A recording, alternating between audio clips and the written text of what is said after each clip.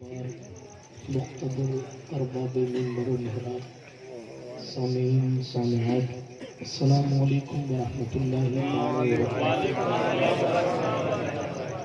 الفاتحہ الی حضرت روح النبی الکریم علیہ التحیۃ والتسلیم.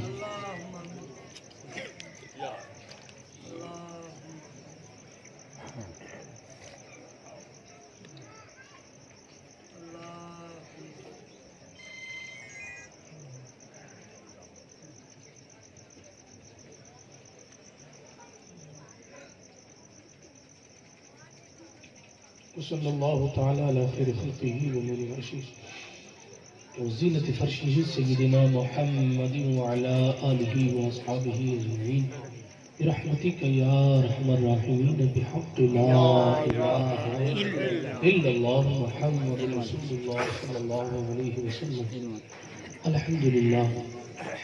الحمدللہ منشی الخلق من عدم ثم الصلاة علی المختار فی القدم امن تذکر جیران بزی سلم وزشت دمعا جرا من مقلة بکمی. مولاي صل وسلم دائما ابدا على حبيبك خير الخلق كلهم محمد سيد الكونين والثقلين والفريقين من عرب ومن عجم. هو الحبيب الذي ترجى شفاعته لكل هول من الأهوال مقتحم. ثم الرضا عن أبي بكر وعن عمر وعن علي وعن عثمان ذي الكرم والآل والصحب ثم التابعين لهم أهل التقى والنقى والحلم والكرم. يا ربي بالمصطفى بلغ مقاصدنا يا ربي بالمصطفى بلغ مقاصدنا یا ربی بالمصطفیٰ بلغ مقاصدنا واغفر لنا ما مضى یا واسع الکرم. اما بعد فاعوذ باللہ من الشیطان الرجیم. بسم اللہ الرحمن الرحیم. قل لا اسألكم علیہ اجرا الا المودة فی القربى. صدق اللہ العلی العظیم وصدق رسوله النبی الامین المتین الامی الکریم الرؤوف الرحیم. ونحن على ذلك لمن الشاہدین والشاکرین والآمنین والمطمئنین والحمد للہ رب العالمین. ہم پہ احمد کا حسایہ پیشرف کا کرم سیدی مختار اشرف باصفا کے واسطے.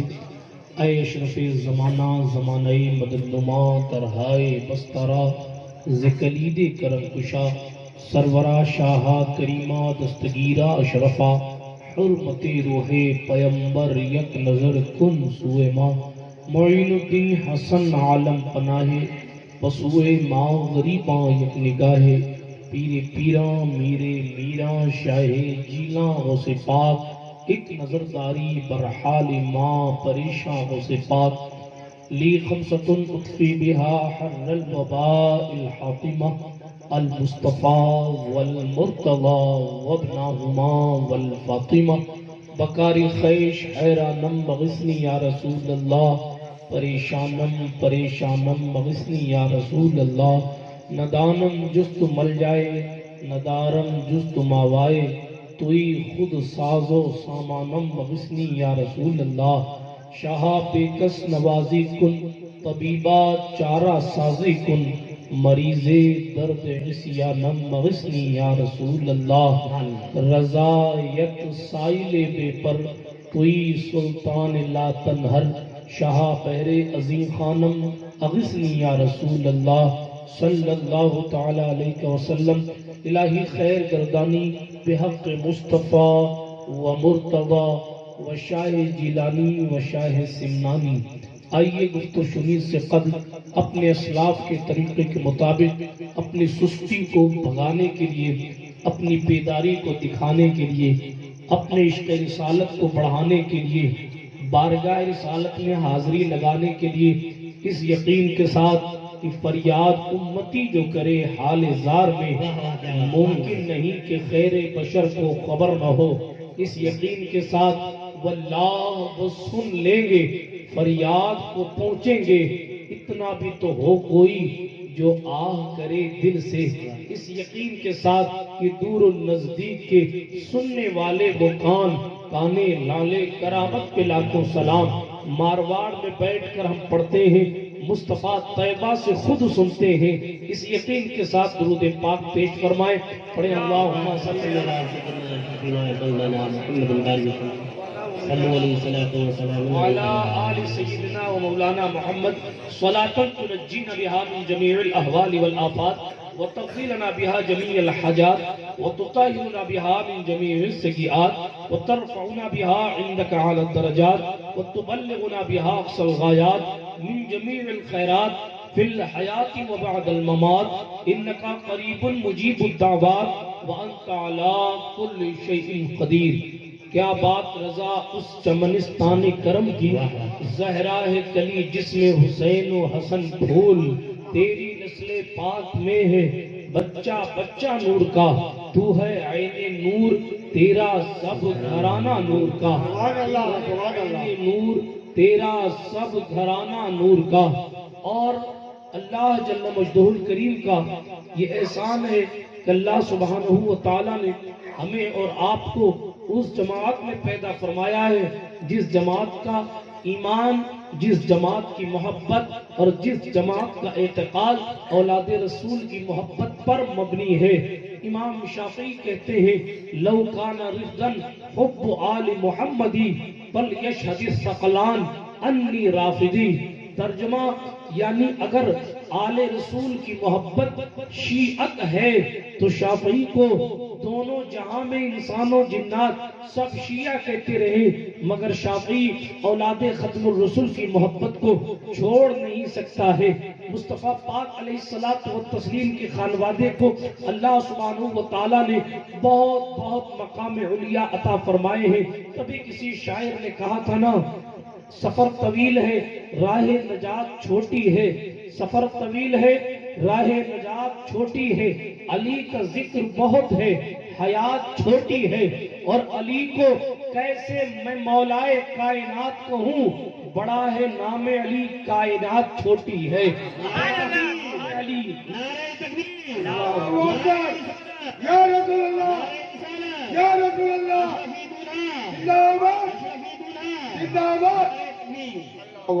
یہ نعرہ لگایا جا رہا ہے، اس کا شنکر لال جواب نہیں دیں گے، اس کا جواب حبیب اللہ اور غلام مصطفیٰ نے دینا ہے۔ اور مائک کا استعمال پبلک میں نہ کیا جائے، تب تو مجھے پتا چلے گا کہ بھئی کتنے لوگ واقعی کہہ رہے ہیں۔ آپ کا جوش آئے تو آپ نعرہ لگا سکتے ہیں، میں منع نہیں کروں گا، لیکن آپ کے صرف جواب دینے سے باقی سارے سوچتے ہیں اوپننگ کرنے والے اپنا کام کر گئے، ہم تو بس زبردستی لا کے بٹھا دیے گئے۔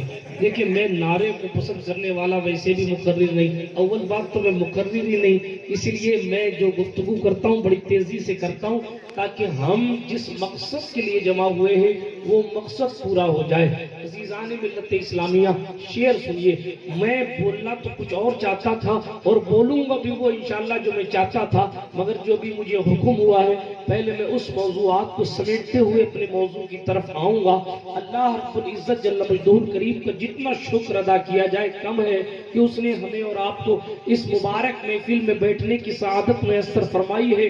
آپ نے مجھ سے قبل بلبل بنگال جناب حضرت عثمان غنی صاحب سے بہترین کلام سماعت فرمائے، اب میرے بعد انشاءاللہ امانت اہل سنت بالامور اور بالخصوص امانت اعلیٰ حضرت اشرفی خانوادہ اعلیٰ حضرت اشرفی کا وارث و جانشین، حضرت اشرف الاولیاء کا جانشین، جس کی محبت، جس کے تقوی اور جس کی طہارت کا لوہا ساری سنیت مانتی ہے بحمد اللہ، جو مخدوم اشرف مشن کا پریسیڈنٹ ہونے کے ساتھ ساتھ اپنی اہل سنت کے پیر مغاں کی حیثیت رکھتا ہے، جس کی زندگی میں تقوی کو بہت جگہ حاصل ہے اور جس کی زندگی میں طہارت بہت وسعت رکھتی ہے. میں زیادہ کچھ بول نہیں سکتا مگر بس صرف اتنا کہنا چاہوں گا کہ چہرہ دیکھ کر اور آپ خود اندازہ اپنے دھڑکتے سنی دل پر ہاتھ رکھ کے لگائیے گا کہ جناب جب 700 سال کم و بیش بعد مخدوم اشرف کے شہزادے کی چمک کا اور ان کی روحانیت کا عالم یہ ہے تو پھر سلطان غوث العالم تاریخ السلطنت کا مقام کیا ہوگا. بڑی مبارکبادی کے مستحق وہ تمامی حضرات جنہوں نے حضور تاج الاولیاء کو دعوت دے کر اس اپنی بستی کو خوشحال اور آباد کرنے کے لیے جناب والا انہیں بلایا اور انہیں دعوت پیش فرمائی. انشاءاللہ قریب میرے بات آپ انہی کا بہترین خطاب سنیں گے اور اپنے دل کے میل کو صاف کریں گے. میں بھی سنوں گا, آپ بھی سنیں گے, میں بھی نصیحت حاصل کروں گا, آپ بھی نصیحت حاصل کریں گے انشاءاللہ الرحمن. عزیزان ملت اسلامیہ, عرض یہ کر رہا تھا کہ ہم اپنی 15ویں صدی میں آنے کے باوجود بھی علم کی اور لیاقت کی وجہ سے اتنے پچھڑے ہوئے ہیں کہ جناب والا دنیا 21ویں صدی میں آ گئی ہے اور مصطفیٰ جان رحمت کا کلمہ پڑھنے والا اپنے دین ہی کو سمجھ نہیں پایا. اگر 5-5 ہزار 6-6 ہزار لے کر کوئی جناب ٹیلی ویژن پر بیٹھ کر مولویوں کو ٹٹو بن کر اگر مولویوں کی قیادت کرتا ہے تو ہم سمجھتے ہیں جو اخبار میں لکھا ہے وہی اسلام ہے, یا جو ٹی وی پہ چل رہا ہے وہی اسلام ہے. معاف کیجئے گا, اسلام آپ کو کسی کے چہرے پر ملے نہ ملے, اللہ والوں کے چہرے پر ملے گا, لیکن جو 5-10 ہزار روپے کے لیے اپنے ضمیر کا سودا کرتے ہیں وہ کبھی قائد اور رہنما نہیں بن سکتے. آپ سے گزارش کروں گا کہ آپ اپنی اولاد کو مصطفیٰ جان رحمت علیہ السلام کا علم پڑھائیں, اس لیے کہ اگر آپ حضور کی تعلیم حاصل نہیں کریں گے تو حضور کی تعلیم کو بچانا نہ نریندر مودی کا کام ہے نہ راہل گاندھی کا کام ہے. اسلام کی تعلیم اور اسلام کے قوانین کی حفاظت کرنا ہمارا اور آپ کا ذمہ ہے. اسلام کے قوانین کو پڑھنا اور اسلام کے قانون اور ضوابط کو لوگوں میں بتانا یہ ذمہ ہمارا اور آپ کا ہے. اگر آپ دین نہیں پڑھیں گے تو لوگ کہیں گے پلوامہ میں جو ہوا وہ کام اسلام کا تھا, مگر آپ دین پڑھیں گے تو میری تقریر کا ایک مشہور جملہ ہے کہ جناب والا جو اسلام وضو میں ضرورت سے زیادہ پانی بہانے کی اجازت نہیں دیتا ہے وہ اسلام کسی بچے یا کسی بڑے کا خون بہانے کی اجازت کیسے دے دے گا. مگر جب آپ پڑھیں گے تب آپ کو پتا چلے گا کہ اسلام میں تو صحیح بخاری کی حدیث کے مطابق جناب کتے کو پانی پلانے والی وہ فاحشہ عورت بھی جنت میں چلی جاتی ہے. آپ اسلام پڑھیں گے تو آپ کو پتا چلے گا کہ جناب انسانیت کا سبق پڑھانے کے لیے پیغمبر امن کی آمد ہوئی ہے اور مصطفیٰ کی شان یہ ہے کہ وہ دشمنوں کے لیے بھی اپنی محبت کی چادر بچھا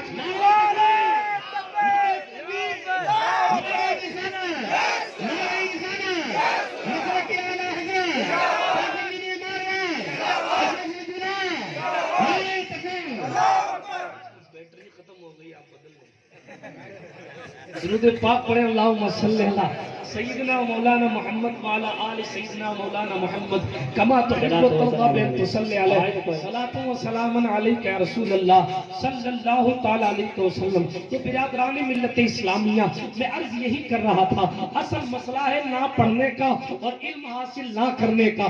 جب انسان کے پاس علم نہیں ہوتا تو اسے نہیں پتا کہ حضور کی سیرت کیا ہے. میں آپ کو ایک قصہ سنا دیتا ہوں. حضرت وائل ابن حجر رضی اللہ تعالیٰ عنہ نئے مسلمان ہوئے.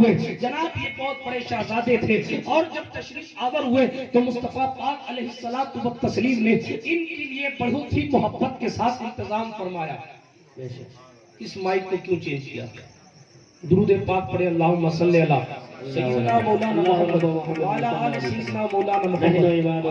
مختصر سرکار مدینہ علیہ الصلوۃ والتسلیم نے اپنی محبت بھری چادر جناب وائل کے لیے بچھائی اور جب حضرت وائل کی آمد ہوئی نا تو صحابہ نے کہا حضور نے تمہارے آنے کی خوشخبری 3 دن پہلے دے دی تھی, وہ آئے گا اور میرے دست حق پرست پر مسلمان ہو جائے گا. عزیزان ملت اسلامیہ قصہ سنانا یہ ہے کہ محل استشہاد یہ ہے کہ حضور نے ایک شہزادے کو ایک امیر زادے کو جو حضور کے ہاتھ پر مسلمان ہو چکے تھے وائل پر مقرر کر دیا کہ انہیں فلا اعلیٰ مقام تک لے کر جاؤ اور احترام کے ساتھ انہیں وہاں تک لے کر جاؤ. میں سنانا صرف اتنا چاہتا ہوں, حضرت وائل چونکہ بڑے گھر کے تھے, مصطفیٰ کے ہاتھ پر مسلمان ہوئے, یہ اپنی اونٹنی پر بیٹھے اور اونٹنی پر بیٹھ کر چونکہ مصطفیٰ نے اس صحابی کو کہا تھا کہ انہیں ان کی منزل تک لے جاؤ, تو انہوں نے حضرت وائل کی اونٹنی کی مہار پکڑی اور آگے آگے چلنے لگے. لیکن دھوپ کی شدت بہت زیادہ تھی, دھوپ سخت بہت زیادہ تھی,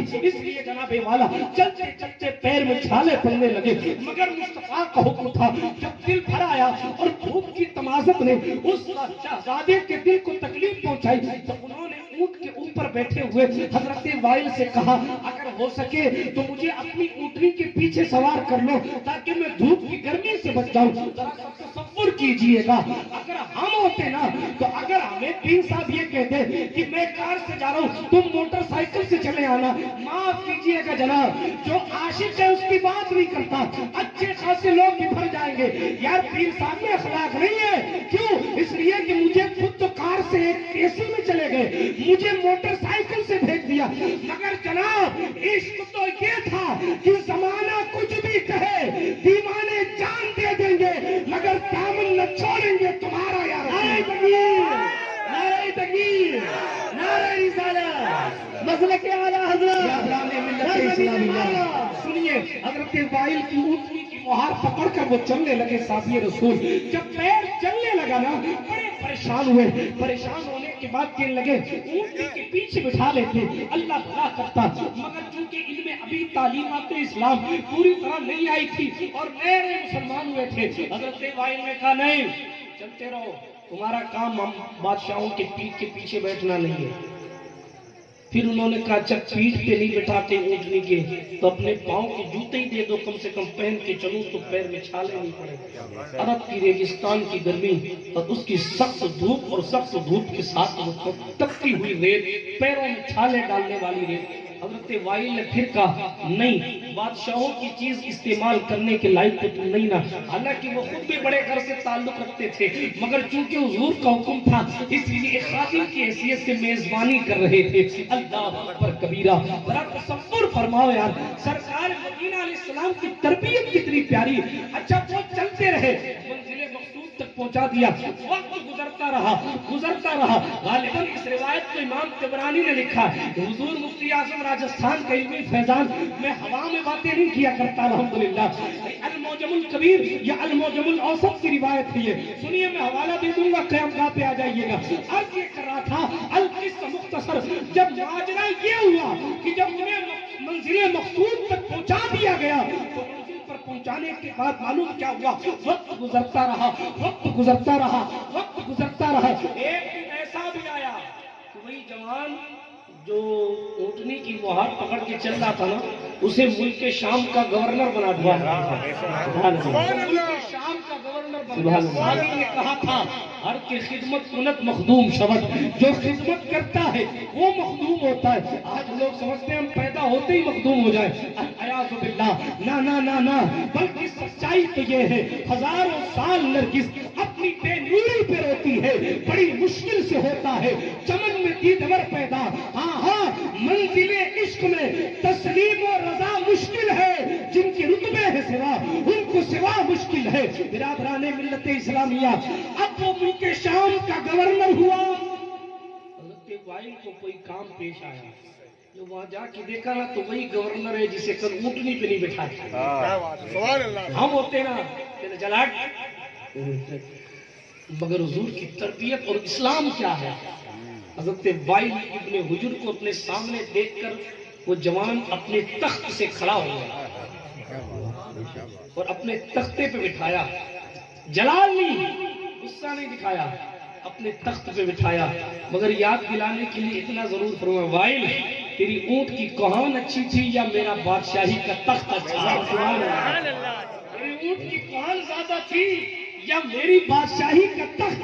حضرت وائل نے نظریں جھکا کے کہا, معاف کرنا, نیا مسلمان ہوا تھا, جانتا نہیں تھا کہ مصطفیٰ نے تربیت کتنے پیارے انداز میں کرنی ہے.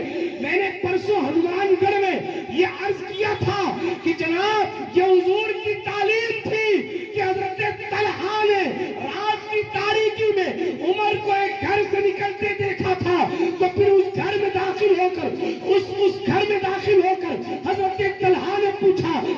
یہاں کون رہتا ہے اور عمر رات کو یہاں کیوں آتا ہے؟ فلاں نے جا کر اندر دیکھا تو ایک بڑھیا بیٹھی ہے، ایک بڑھیا بیٹھی تھی. اس سے پوچھا بڑی بھی عمر یہاں کیوں آتا ہے؟ اس نے جواب دیا میرے گھر کا کام کرنے آتا ہے، کبھی کبھی میری گندگی صاف کر دیتا.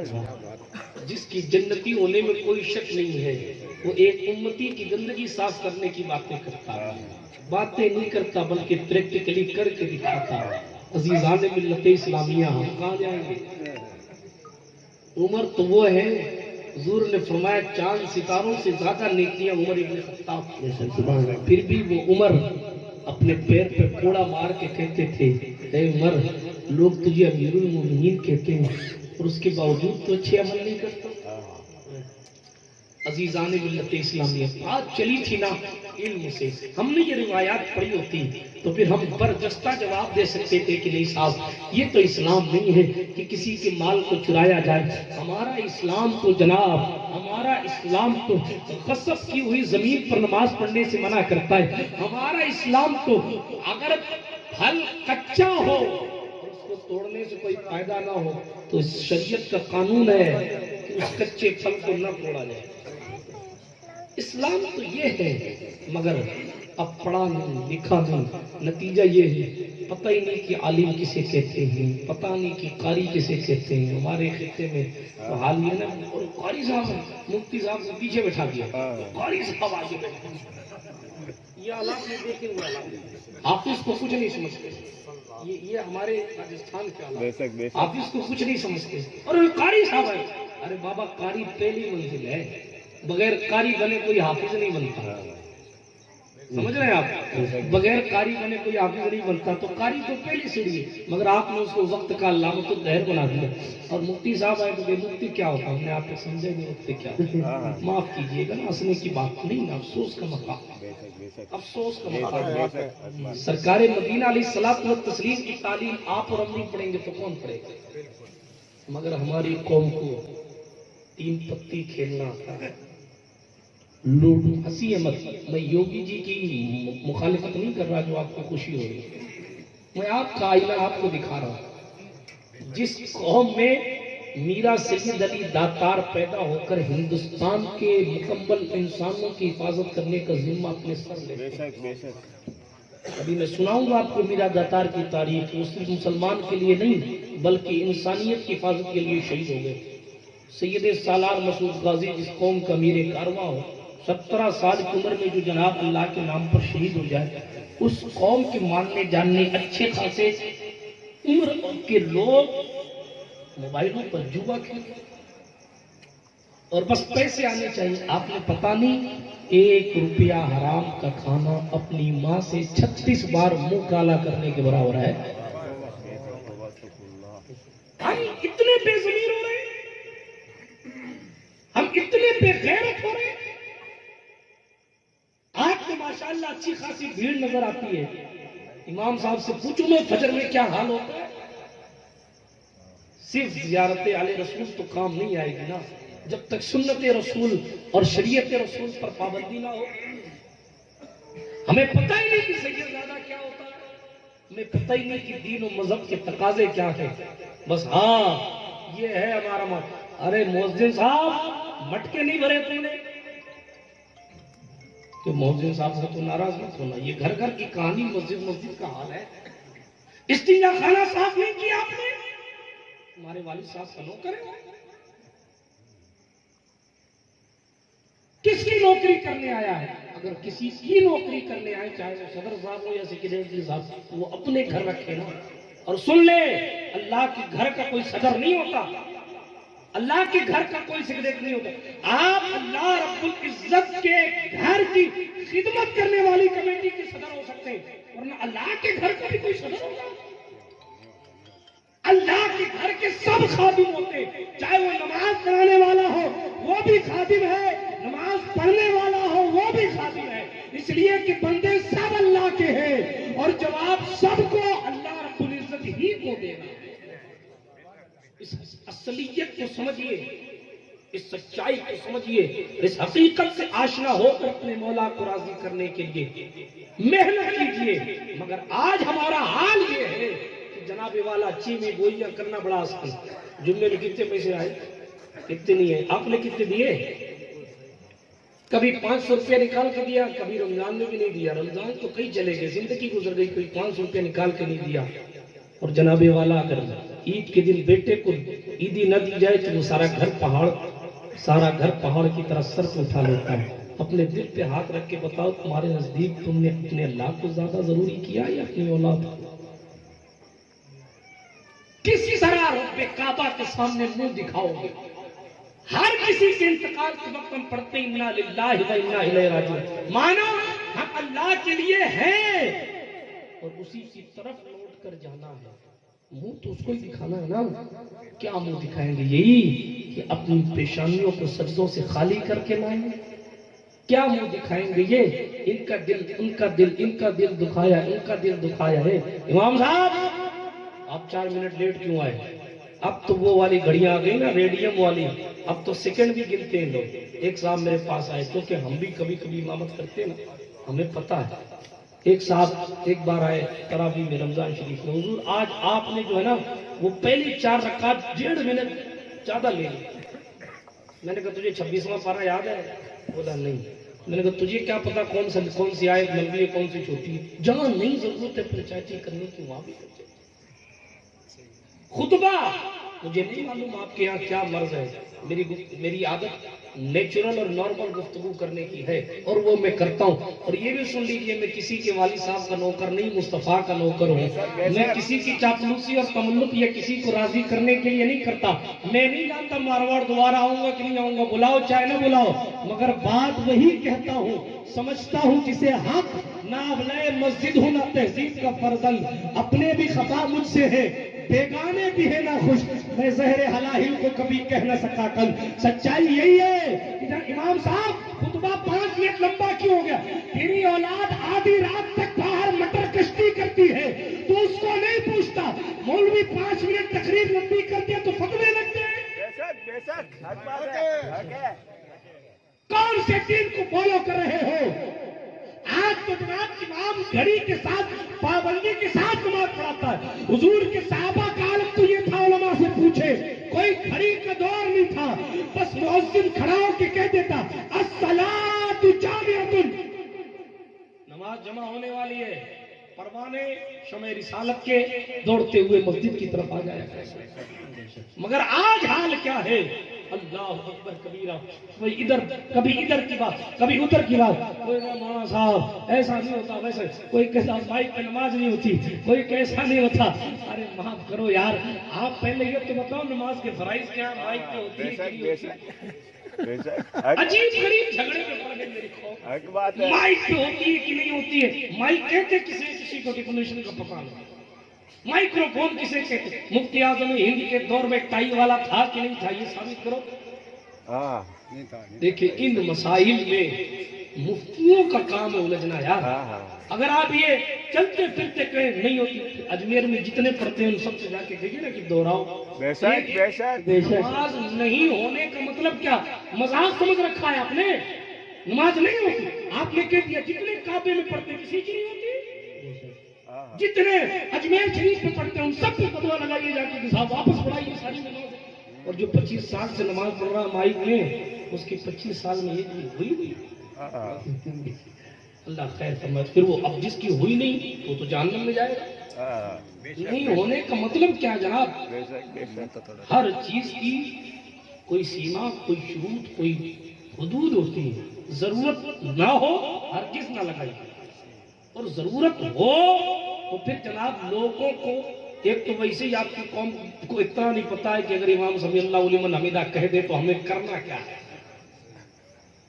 اور پھر اس کے بعد افراتفری کا ماحول۔ یہ علماء بیٹھے ہیں، آپ کو بتاؤں عیدین میں اگر ازدحام کثیر ہو تو مسئلہ شریعت یہ ہے کہ اگر امام پر سجدہ سے واجب بھی ہو جائے تو پھر بھی بھیڑ کی وجہ سے نہ کرے، کیونکہ جہاں آواز نہیں پہنچے گی وہاں جناب والا ازدحام کثیر میں یعنی زیادہ بھیڑ میں افراتفری ہو جانے کا خطرہ، اور اس مسئلے میں کسی کا اختلاف نہیں۔ جہاں بھیڑ زیادہ ہو، امام دکھتا نہ ہو، بھیڑ زیادہ ہو، وہاں کا مسئلہ یہ ہے کہ اگر امام پر مثال کے طور پر عید کی نماز میں سجدہ سہو واجب بھی ہو گیا تو اس کو اجازت ہے کہ وہ چھوڑ دے، سجدہ سہو نہ کرے، اس لیے کہ اگر سجدہ سہو کرے گا تو لوگوں میں اختلاف پیدا ہو جائے گا، یار یہ کیا دوسرا سلام پھیرنا تھا کہ سجدہ کرنا، نمازیں خراب ہو سکتی لوگ، شریعت نے اتنا احتیاط کیا۔ بہرحال یہ مسائل جو ہے نا وہ اگر کسی کو سمجھنے ہیں تو آ کے ابھی قیام گاہ میں مجھ سے سمجھ لیجئے گا، یا حضور قبلہ قادری میاں صاحب سے سمجھ لیجئے گا، لیکن جناب والا ان چیزوں کو ایشو بنا کر اپنے آپ کو افتراء کی منزلوں میں ڈالنا اور انتشار کی طرف لے جانا، آپ کو معلوم الفتنۃ اکبر من القتل کہا جاتا ہے، فتنہ قتل سے زیادہ برا ہے۔ ارے یار سرکار مدینہ علیہ السلام و تسلیم نے تو کتنی آسانیاں فراہم فرمائی، میں اس طرف نہیں جاتا اور میرا موضوع بھی نہیں، بات بیچ میں آئی تو میں نے عرض کر دیا، میں نے شروع کیا تھا اہل بیت کے اطہار پہ گفتگو کرنے کا، مگر بس معاملہ یہ ہے کہ وہ نہیں بولا جاتا نا جو انسان سوچ کے آتا ہے، بلکہ مولا پاک امام علی کا قول یہ ہے، جب پوچھا گیا حضور آپ نے اپنے اللہ کو کیسے پہچانا تو کہنے لگے عرفت ربی بفسخ العزائم، انسان ارادہ کر کے جاتا ہے مگر اپنے ارادے سے کام نہیں کر پاتا، اس کے ارادے سے دنیا چلتی ہے، میں نے اپنے رب کو اپنے ارادوں کے فسخ ہو جانے سے پہچان سمجھ آ رہی ہے۔ میں عرض کر رہا تھا کہ ہمیں اور آپ کو پڑھنا چاہیے، جب پڑھیں گے تو یہ چیزیں نہیں آئیں گی، اور دیکھیں تحقیق کے معاملات بہت لمبے چھوڑے ہیں، میں اس موضوع پر تقریر نہیں کرنا چاہتا، نہ کبھی کی ہے نہ کرنے کی عادت ہے، جس کو مسئلے سیکھنے ہو وہ آئے بیٹھ کے سیکھے نا۔ عرض یہ کر رہا تھا، سنیں میں بڑی توجہ کے ساتھ میں توجہ چاہتا ہوں آپ کی، عرض کر رہا تھا اہل بیت مصطفیٰ کو اللہ سبحانہ و تعالیٰ نے بڑے مقام عطا فرمائے، بلکہ امام اہل سنت نے تو یہاں تک لکھا، اعلیٰ حضرت فاضل بریلوی علیہ رحمۃ اللہ و رضوان کی عادت یہ تھی، سنیں آپ، جب بھی محفل میں کوئی سید زیادہ آتا نا تو شیرنی تحفہ اعلیٰ حضرت سید صاحب کو ڈبل دیتے،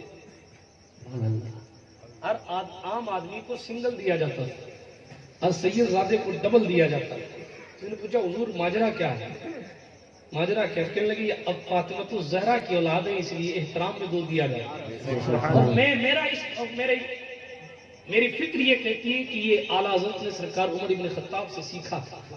وہ عمر ابن خطاب کی مشہور روایت، حضرت عبداللہ ابن عمر صحابی رسول، حضرت عمر ابن خطاب کے شہزادے، بیٹا بھی صحابی ہے باپ بھی صحابی ہے۔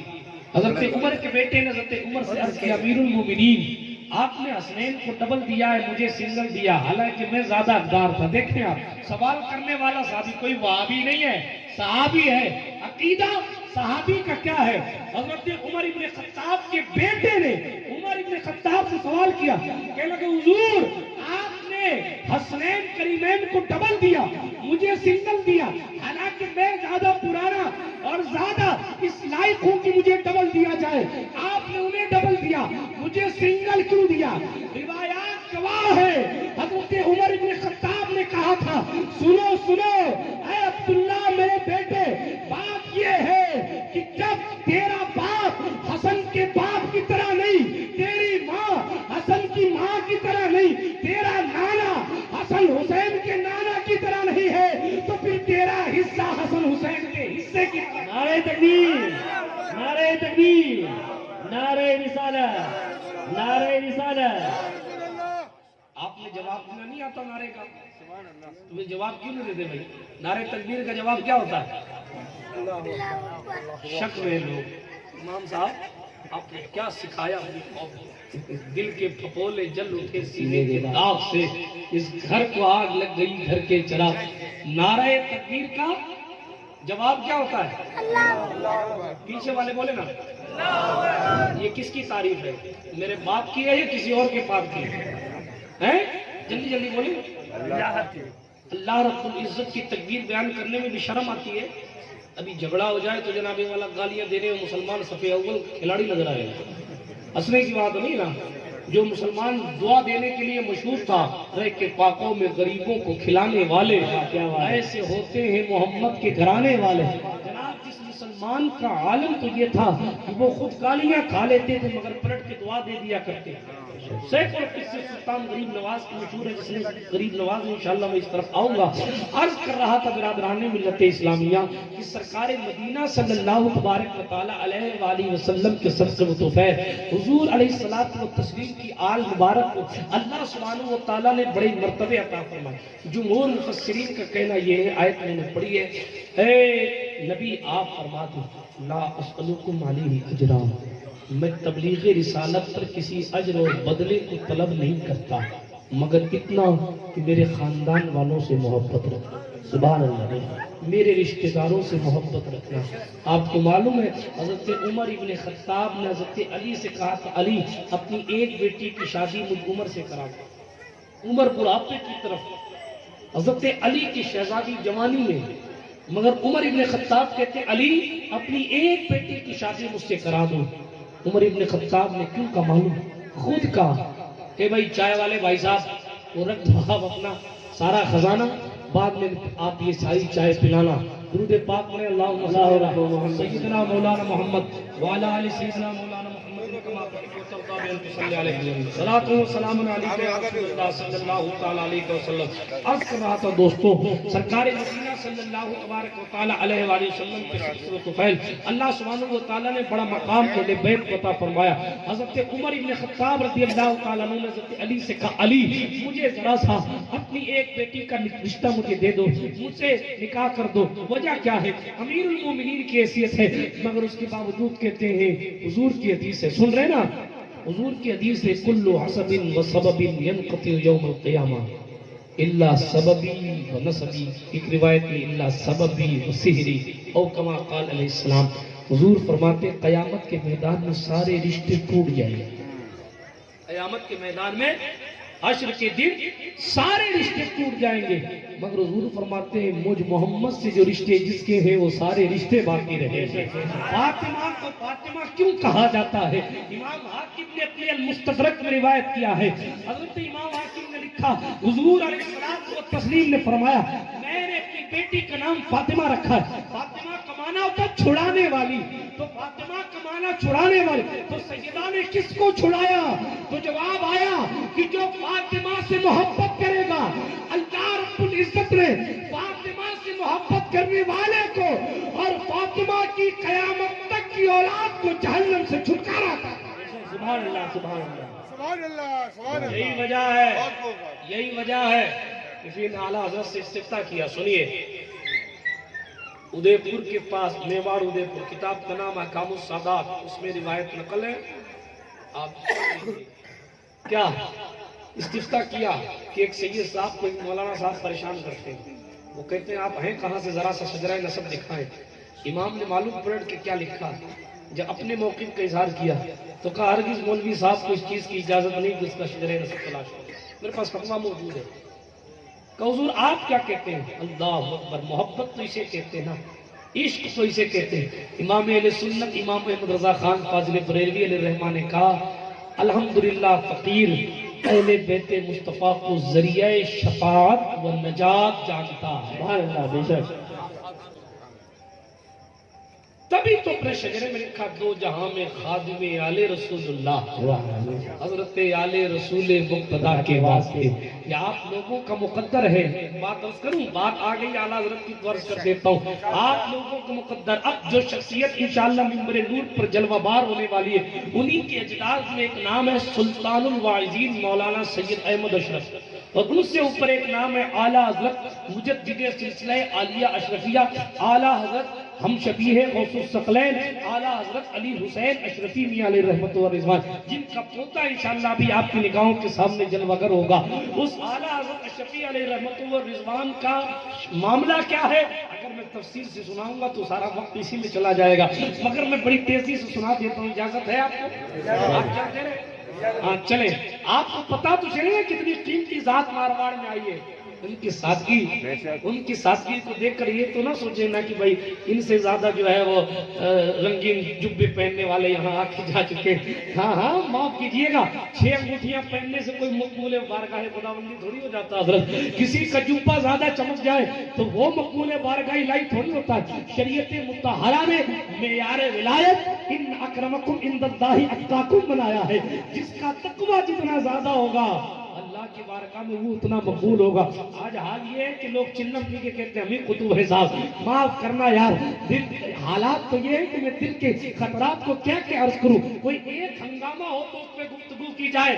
میں بولوں کس پر؟ اپنی قوم کی جاہلیت پر بولوں یا اپنی قوم مسلم کی بے عملیت پر بولوں, بے نمازیوں پر بولوں یا بے عملوں پر بولوں, جواریوں پر بولوں یا شرابیوں پر بولوں کس بات پر؟ لیکن بہرحال بڑی تیزی سے اپنے موضوع کو سمیٹنے کی کوشش کر رہا ہوں. سنیے عرض یہ کر رہا تھا اعلیٰ حضرت فاضل بریلوی علیہ رحمت و رضوان کی پیر و مرشد ہے خاتم الاکابر سید آل رسول احمدی ماریرہ شریف. ٹھیک ہے, وہ پیر ہے کس کے؟ اعلیٰ حضرت کے. اعلیٰ حضرت امام احمد رضا خان علیہ رحمہ اپنے مرشد سے ملاقات کے لیے گئے جب وہ بیمار تھے. تو آل رسول احمدی رحمت اللہ تعالی علیہ نے باقاعدہ طور پر پوچھا احمد رضا کدھر جاؤ گے؟ پیر اپنے مرید سے پوچھ رہا. سوچئے جس کا مرید امام احمد رضا ہو اس پیر کا مقام کیا ہوگا.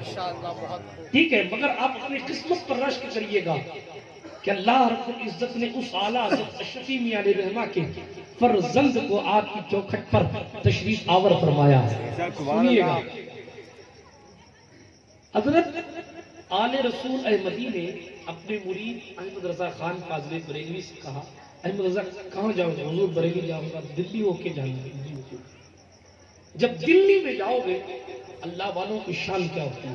تو محبوب الہی سلطان المشائخ سرکار نظام الدین کی بارگاہ میں حاضری دیں. ٹھیک ہے حضور دوں گا. پھر کہا فلاں ستون کے نیچے ایک شہزادہ جلوہ فکر ہوگا, سبحان اللہ, اس کا چہرہ چمک رہا ہوگا.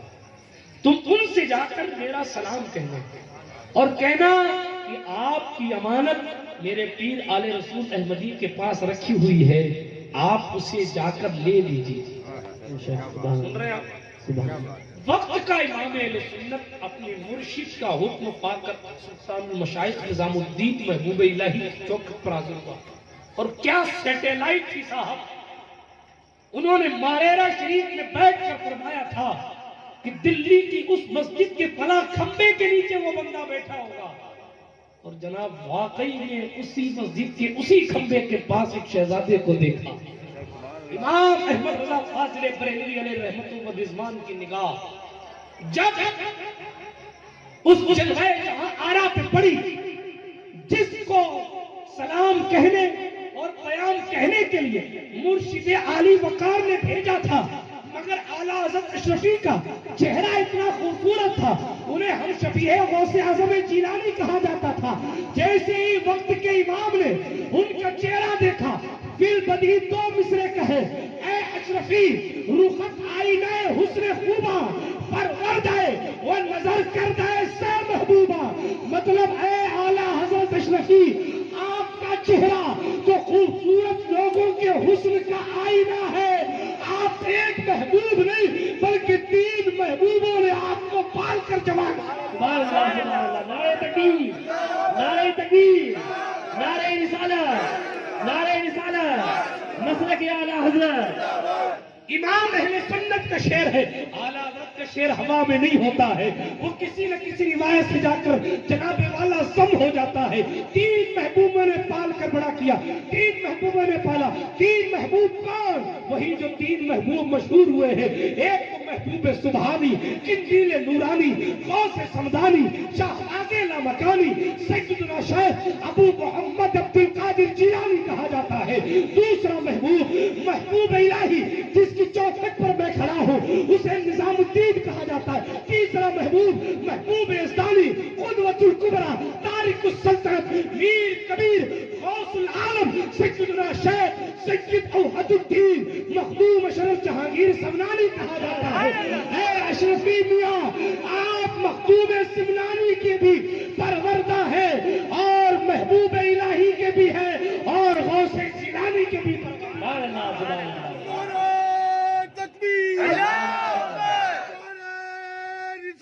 या रसूल अल्लाह जिसके दादा की मनकबत आला हजरत पढ़ते हैं वो पोता आज आपके दरमियान जन्नत फिगन होने वाला है। अपने मुकद्दर पर जितना नाज किया जाए कम है। अजीज़ान मोहतरम, बात यही खत्म नहीं होती। इमाम अहले सुन्नत ने कहा हुजूर मेरे मुर्शिद करीम ने कहा है आपकी अमानत वहाँ रखी है, सलाम भी पेश करना। अमानत क्या थी मालूम? अल्लाहु अकबर। जिसने इमाम अहमद रजा को मुरीद किया है वो अपने खानदान की खिलाफत हाथ में लिए बैठे आला हज़रत अशरफी का इंतजार कर रहा है। दुनिया से उस वक्त जाऊंगा जब अशरफी मियाँ को अपने मुर्शिदीन के हुक्म के मुताबिक इस खिलाफत को पहुंचा दूंगा। आखिरकार आला हज़रत अशरफी मियाँ मिलने गए और आला हज़रत फाजिल बरेलवी अलैहिर्रहमा के मुर्शिद ने उन्हें अपने सिलसिले की खिलाफत से नवाजा। अज़ीज़ान मिल्लत इस्लामिया, यही मोहब्बत थी कि आला हज़रत अली हुसैन अशरफी मियाँ अलैहिर्रहमा जब जनाबे वाला ट्रेन में जाते थे और बरेली स्टेशन आता था तो वो सीट से उतर जाते थे और उधर वक्त का मुजद्दिद अपनी मसनद पे खड़ा हो जाता। अगर वहां कोई पूछता कि हुजूर आप यूं ही क्यों खड़े हैं, बरेली की मसनद पर बैठने वाला कहता कि एक आले रसूल की ताज़ीम में खड़ा है। और इधर ट्रेन के अंदर पूछा जाता हुजूर क्या वजह है, सरकार इतनी देर क्यों खड़े हैं, इधर से जवाब आता एक आशिक रसूल की मोहब्बत में खड़ा हूँ। मिल्लत इस्लामिया, आप अपने मुकद्दर पर जितना रश्क करे कम है कि आप हुजूर कादरी मियाँ साहब के मुकद्दस सिलसिले से वाबस्ता हैं, जहाँ शक व शुबे की कोई गुंजाइश नहीं, बल्कि जनाबे वाला तकवा और तहारत का मामला तो ये है, बल्कि मेरा इश्क कहता है कि अगर वक्त का मुजद्दिद भी होता और इस वक्त बाहयात होता तो वो सैयद जलालुद्दीन अशरफ की मोहब्बत में खड़े होकर उन्हें सीने से लगा।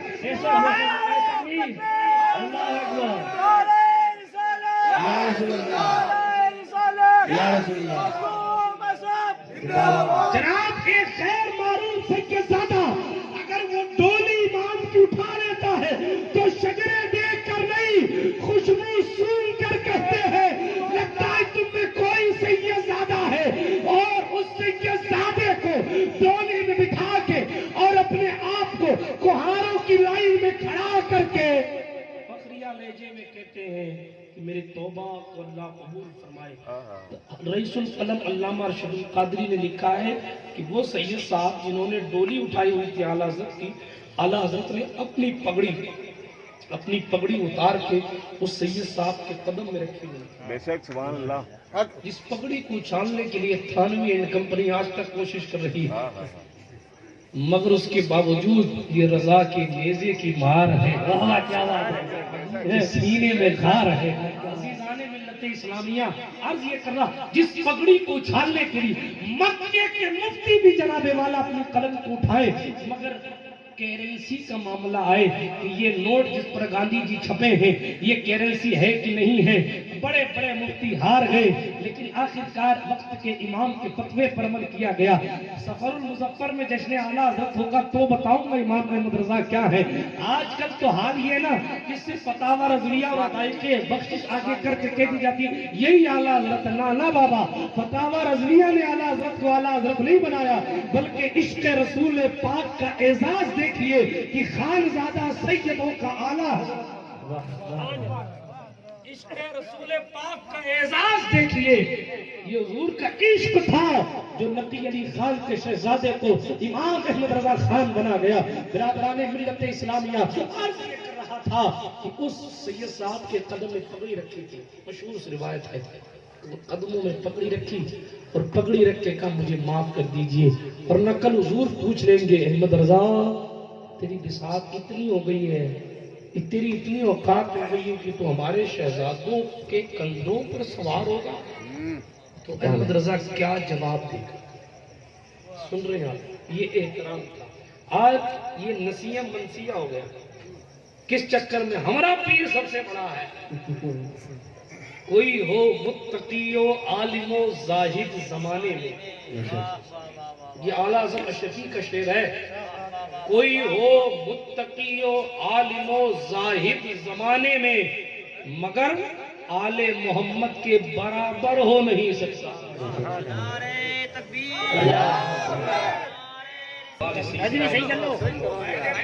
معدن الجود والکرم منبع العلم والحلم والحکم مبارک وسلم صلی اللہ علیہ صلاۃ و سلام علیک یا رسول اللہ صلی اللہ علیہ وسلم.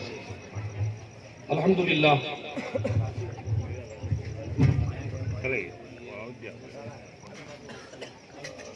بر راہ شریعت حضور تاج الاولیاء جانشین حضور شرف الاولیاء حضرت علامہ الحاج شاہ سید محمد جلال الدین اشرف المعروف قادری میاں صاحب قبلہ پریسیڈنٹ مخدوم اشرف مشن کی زیارت آپ تمامی حضرات کر رہے ہیں. میں بڑی تیزی سے اس کی گفتگو کو مکمل کر کے اپنی جگہ لیتا ہوں. یہ میری خوش نصیبی خوش بختی ہے کہ حضور کی موجودگی میں کچھ عرض کرنے کا موقع میسر آ رہا ہے. درود پاک ایک بار اور پڑھنے اللہم صلی علی سیدنا و مولانا محمد وعلی آل سیدنا و مولانا محمد عدد ما فی اللہ صلاۃ دائمۃ بدوام ملک اللہ صلی اللہ تعالی علیہ وسلم.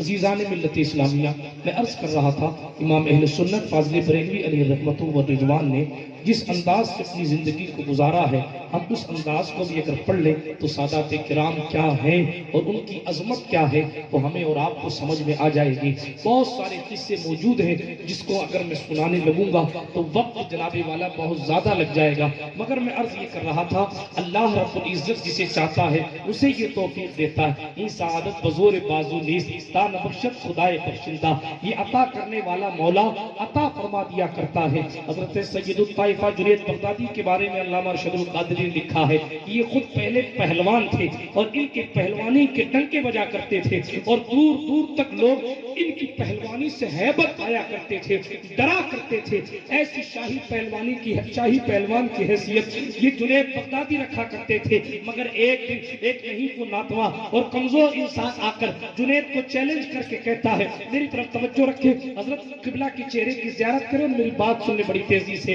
حضرت جنید بغدادی رحمت اللہ تعالی علیہ اس وقت تک جناب والا اللہ رب العزت نے انہیں ولایت کا سردار، ولیوں کا سردار نہیں بنایا تھا جیسا کہ کتابوں میں موجود ہے. عرض یہ کر رہا تھا ایک نہیں کو ناتواں کمزور غریب انسان نے آ کر اس بندے کے کان میں کہا کہ میں آج جنید سے کشتی کرنا چاہتا ہوں. درباریوں نے اسے مذاق سمجھ کے بھگا دیا کہ یار ایک انتہائی کمزور آدمی یہ وقت کے پہلوان سے لڑے گا، وہ تو پھونک دے گا تو یہ اڑ جائے گا، اس کا ایک ہاتھ پڑ جائے گا تو یہ مر جائے گا، یہ یہاں کس لیے آیا ہے؟ اللہ اکبر. مگر توجہ فرمائیے گا، وہ وہاں سے چلا تو گیا، اگلے دن پھر آیا، درباریوں سے کہا درباریوں مجھے جنید سے جنگ کرنی ہے، مجھے جنید سے کشتی کرنی ہے، بادشاہ نے جنید پر انعام رکھا ہوا ہے، مجھے وہ انعام جیتنا ہے. بڑی تیزی کے ساتھ سنیے گا.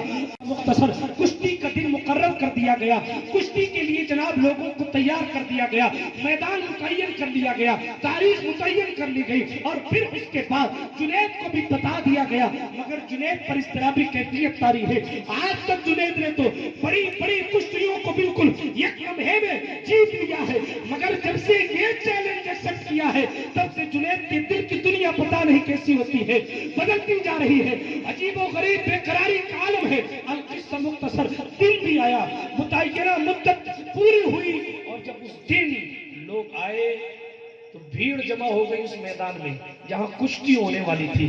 جب اس میدان میں بھیڑ جمع ہوئی لوگوں نے دیکھا جنید شاہی انداز میں شاہی سواری کے ساتھ میدان میں آ گئے ہیں، بادشاہ وقت بھی میدان میں آ گیا ہے، سننے والے لوگ بھی میدان کے ارد گرد جمع ہو گئے. مگر جس کمزور انسان سے کشتی کرنی ہے وہ کمزور انسان غائب ہے. کوئی کہتا ہے کہ لگتا ہے ایک کمزور نے ساری پرجا کو بیوقوف بنا دیا، کوئی کہتا ہے وہ بیچارہ غریب جو چلتا تھا تو ایک پیر ادھر تو دوسرا ادھر کمزوری کی وجہ سے جاتا تھا، وہ کیا جنید سے لڑے گا. لیکن بادشاہ اتنی طرح کی باتیں پھر آخر وہ میدان کشتی میں پہنچ گیا. جب میدان میں پہنچا ریفری کا کام ہوتا ہے پہلے دو پہلوانوں کو ملانا. جیسے ہی جنید بغدادی نے اس غریب اور اس نہیں کو ناتواں کمزور انسان کے قریب آئے جنید اور آ کر جیسے ہی جناب اسے سینے سے لگایا، اس دبلے پتلے آدمی نے کان میں ایک جملہ کہا جنید تو اسٹیٹ کا سب سے بڑا پہلوان ہے، بڑے بڑے سورما تیرے سامنے ہار جاتے ہیں مگر اے جنید میں اگر تجھ سے کشتی کروں گا تو یقیناً تو جیت جائے گا. توجہ ہے, سن رہے ہیں آپ؟ ہاں, اسٹینڈ تو اپنی جگہ آ جائے گا. پہلے یہ میں اسٹینڈنگ کیا ہوں وہ اس حد سے کیا. درود پاک پڑھیں اللہم صلی علی سیدنا مولانا محمد وعلی آل سیدنا مولانا محمد کما تحب و ترضی بان تصلی علیہ صلاۃ سرمدا دائما ابدا علیک یا رسول اللہ. کشتی چاروں طرف سے لوگ دیکھ رہے ہیں. جنید کا اس کمزور پہلوان سے مقابلہ ہونے جا رہا. کوئی کہتا ہے آج تو اس کی ہڈیاں چکنا چور ہو جائیں گی, کوئی کہتا ہے آج تو اس کی زندگی ختم ہو جائے گی, کوئی کہتا ہے آج کے بعد یہ کسی کو چیلنج نہیں کرے گا. مگر اس بندے نے کچھ نہیں کہا. جنید کے کان میں کہا جنید میں جانتا ہوں رب نے تجھے قوت دی ہے, تو مجھے ایک ہاتھ مارے گا میں زمین پہ گر جاؤں گا. مگر جنید بات یہ ہے کہ فاطمہ الزہرا کی کنوزیں سیدہ فاطمہ کی گھر کی بچیاں جنگلوں میں بغیر کھانے کے بیٹھی ہوئی ہے. مولا علی کی نسل پاک کے شہزادے اپنے آپ کو چھپا کر بھوکے بیٹھے ہیں. ضمیر اجازت نہیں دیتا کہ بھیک مانگ لے. تیرے نام پر انعام سنا تو سوچا جنید سے لڑیں گے اور جو انعام جیت میں حاصل ہوگا اس سے سیدہ کے گھرانے کا خرچہ چلایا جائے گا. میں ہوں کچھ نہیں, بس مصطفیٰ کا شہزادہ ہوں. میں غریب کچھ دے تو نہیں سکتا, اتنی زبان ضرور دے سکتا ہوں کہ قیامت کے میدان میں تیرے سر پر مصطفیٰ سے شفاعت کا صحرا بننا ہوگا. جنید نے سنا اور بالکل نارمل ہاتھ چھوڑ دی. کہا حضور جملے سن. کہتے حضور جنید کی اوقات نہیں ہے کہ سیدوں پہ ہاتھ اٹھاتا. میں جھوٹ بھی آپ پر ہاتھ نہیں اٹھاؤں گا, میں زمین پہ لیٹ جاتا ہوں, آپ میرے سینے پر سوار ہو جائیے گا. نتیجتاً کشتی آپ کے مقدر میں, جیت آپ کے مقدر میں آ جائے گی. ہوا ہی جنید زمین پہ لیٹ گئے اور وہ کمزور آدمی سینے پر بیٹھ گیا. لوگوں نے کہا نہیں کچھ تو دھوکا ہوا, دوبارہ کشتی کرائی جائے. مگر جنید پھر لیٹ گئے اور جناب جنید کے سینے پر وہ جوان وہ کمزور آدمی سوار ہو گیا. وہ جنگ وہ کشتی جیت لی گئی. انہوں نے مار لیا اپنا, روانہ ہو گئے. لیکن جو لوگ نوجوان کل تک جنید کو آئیڈیل مانتے تھے آج وہ جنید کو لات مار کے جا رہے ہیں. یہ کتنے کمزور آدمی سے ہار گیا. جنید آیا تو شاہی انداز میں تھا, مگر جنید کو اٹھا کے لے جانے والا اب کوئی نہیں. القصہ مختصر, گرتے پڑتے جنید اپنے گھر پہنچے. گھر پہنچ کر جیسے لیٹے خواب میں دیکھا مدینے سے نور چلا اور بغداد تشریف آور ہو گیا. جب اس نور کو غور سے دیکھا تو وہ نور مجسم شفیع امم سرکار مدینہ صلی اللہ علیہ وسلم کی ذات تھی. اور حضور نے تشریف لا کر کہا جنید ارے تو حشر کا انتظار کیوں کرتا ہے؟ تو نے ہمارے شہزادے کی تعظیم کی ہے, ہم تجھے آج ہی ولایت کا سردار بنا دیے تھے. آخرکار حضور علیہ السلام کو تسلیم نے انہیں ولیوں کا سردار بنایا. جنید اٹھے تو دیکھا کمرے میں خوشبو بھی موجود تھی. حضور نے جو تبرک عطا فرمایا تھا وہ بھی موجود ہے. گھر سے باہر نکلے, کل جو قوم لات مار کے چلی گئی تھی آج بادشاہ اپنا تاج زمین پہ رکھ کے کہتا ہے جنید تو ہار کے بھی جیت گیا اور میں جیت کے بھی ہار گیا. جنید تیرے مقدر کو سلام. جنید کو پیچھے سے کسی نے کہا جنید ولایت کی سرداری تجھے مبارک ہو. جنید نے پلٹ کے دیکھا وہی کمزور سا آدمی تھا جو کل آ کے چلا گیا. جنید نے اسے تلاش بہت کیا مگر پتہ نہیں چلا کون آیا تھا کہاں گیا. عزیزان گرامی اگر ایک پہلوان سید زادے کی تعظیم کر لے تو اللہ اسے ولی بنا دیتا ہے. آپ کے مقدر میں الحمدللہ اتنی نورانی شخصیت آئی ہے جس کا کوئی حساب نہیں. بعد میں سلطان الواعظین کے کر کے اپنی گفتگو ختم کرتا ہوں. مولانا سید احمد اشرف کے بارے میں یہ مشہور ہے کہ جب وہ خطاب فرماتے تھے تو جناب امام اہل سنت امام احمد رضا فاضل بریلوی علیہ الرحمہ ایسا کھمبا ہے نا, کھمبا ایسے پکڑ کے کھڑے رہتے. اعلیٰ کھمبا پکڑ کے کھڑے رہتے. اللہ اکبر. سب تو بیٹھے رہتے, وہ مجدد کھڑا رہتا. لوگوں نے پوچھا حضور کھڑے رہنے کا سبب کیا ہے؟ سبحان اللہ, کھڑے رہنے کا سبب کیا ہے؟ سنیں آپ آج جس کے دادا کی تقریریں اعلیٰ حضرت سنتے تھے اس کے پوتے کی تقریریں آج مارواڑ والوں کو سننی ہے. اپنے مقدر پر جتنا رشک کرو کم ہے, شکرانے میں زندگی گزارو. سنیے عرض کر رہا تھا وقت کا امام کہتا ہے کہ مولانا سید احمد اشرف جب تقریر کرتے ہیں اور حدیث پڑھتے ہیں, حدیث میں جن راویوں کا نام لیتے سے دیکھا کرتا ہے۔ اسی لیے ان کے احترام کی وجہ سے میں بیٹھتا نہیں ہوں بلکہ کھڑے ہو کر پوری تقریر سنتا ہوں۔ آپ بیٹھ کر سنیے گا مگر احترام کے ساتھ سنیے گا۔ یہ قصہ لطیف ابھی نہ تمام ہے، جو کچھ بیان ہوا وہ آغاز باب تھا۔ خاک مجھ میں کمال رکھا ہے، بس مصطفیٰ نے سنبھال رکھا ہے، میرے عیبوں پہ ڈال کر پردہ مجھ کو اچھوں میں ڈال رکھا ہے۔